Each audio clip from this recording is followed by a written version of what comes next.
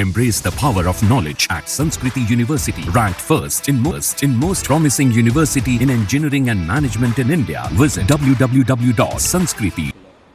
नहीं, इसीलिए तो मैं कह रहा हूं कि एक बेहतरीन मौका पूरे देश में था बीजेपी को मुकम्मल हराने का, चाहे उत्तर प्रदेश हो, बिहार हो या देश के बड़ी बड़ी प्रदेश हो। तो उत्तर प्रदेश में जाहिर है अब लोग ये समझ रहे थे कि इनविजिबल है, इनविजिबल को होता नहीं है। जब इंदिरा गांधी को लोग हरा सकते हैं, जब बड़े बड़े नेताओं को हरा सकते हैं, तो ये लोग क्या हैं। तो इसीलिए जहां से जिस प्रदेश से प्रधानमंत्री खुद आते हैं, आज वहीं पर उसके अतराफ में जितनी सीटें हार गए, बनारस के अतराफ में कितनी सीटें हार गई बीजेपी, आप देख लीजिए कितनी सीटें हार गई। माने जो बोलते थे कि नहीं अतराफ में पूरा उनका बड़ा जोर है, शोर है, ना जोर है ना शोर है ना कुछ नहीं, अब सन्नाटा है।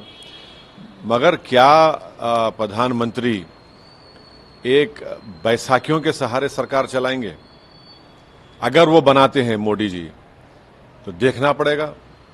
बैसाखी किसको बोल रहे हैं, चंद्रबाबू नायडू? नहीं, देखिए जो 400 की बात कर रहे थे, जो नहीं सुनिए बैसाखी दोनों तरफ होती है। नहीं सुनिए, जो 400 की बात कर रहे थे, जो बोल रहे थे कि सब खत्म हो जाएगा, और जो कह रहे थे कि जो फुला भक्त होगा वही दिल्ली में राज करेगा, अब किसके भक्त बनेंगे ये?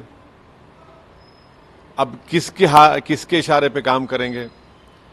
तो ये देखना पड़ेगा, ये देश देखना चाह रहा है। जो बुलंदबांग दावे करते थे आज वही उनके लिए गले का सांप बन गया है। आपने अभी एक स्टेटमेंट दे दिया कि बैसाखी के सहारे चलाएंगे। बैसाखी कौन?